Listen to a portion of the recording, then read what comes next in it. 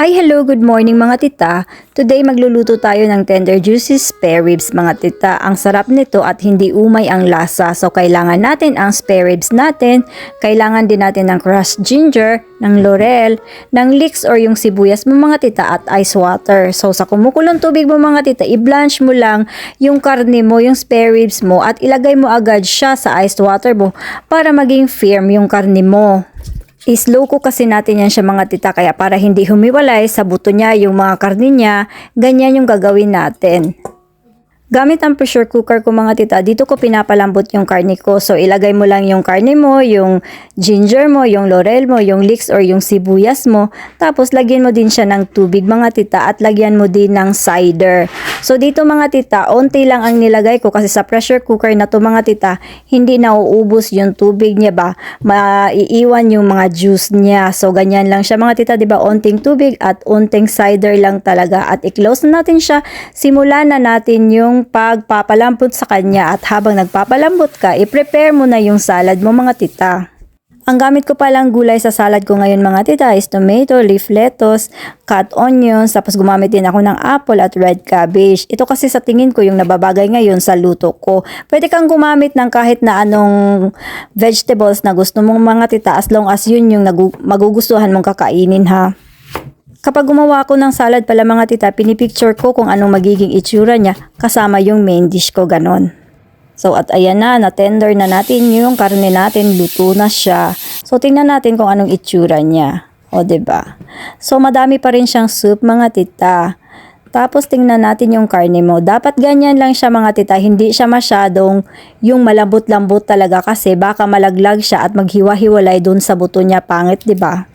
Ngayon, iluto natin siya sa apoy. Ilagay mo siya sa kaldero mga tita.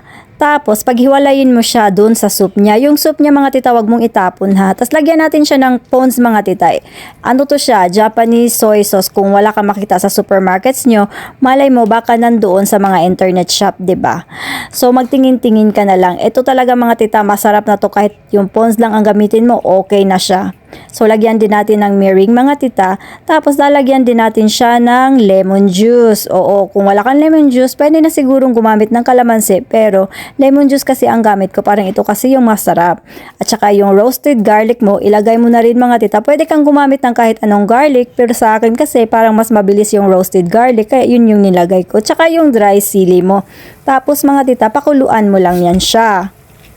So kapag nag-start na siyang kumulo mga tita, ilagay mo na yung cider mo o di kaya Sprite ang gamitin mo, kahit ano yung gusto mo, okay lang. Tapos takpan natin siya mga tita.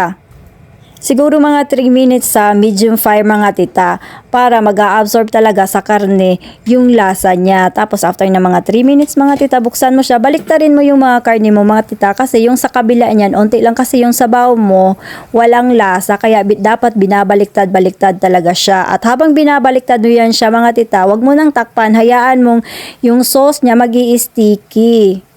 Nagka-caramelize kumbaga. So ayan na mga tita, yan na yung itsura ng caramelized niya. Ilagay mo na yung sabaw mo mga tita, ubusin mo yun kasi unti lang yun, 'di ba?